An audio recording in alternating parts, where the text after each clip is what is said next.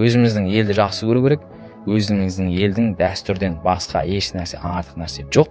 Осы нәрсені қолдау керекпіз біз.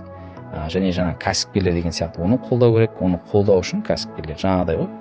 Мысалы бізде банктер өзінің пайызын жібермейді. Банктер біз адамдар тонап болды, осындай деген сияқты нажал жасады да. Оны банк ешкімді күштемейді ғой. Адамдар бар кредит ал демейді. Керісінше банктың арқасында өзінің жағдайын жасарып, той жасап жатқан, үйін алып жатқан адамдар көп. Мысалы, ипотекаға 20 миллионға кезінде үйді алып, қазір 50-ге сатып жатқандар бар. Мысалы, неге біз оларды тек айтатынымыз, қазір 20 миллион банктан алсақ, 25 жылдан 30 миллион қайтарамыз, кәртейген кезімізде өліп қалсақ, үйіміз тартып алады, тек негатив осындай деген сияқты. Айналдыру керек қой, біз айтып тұрмыз ғана.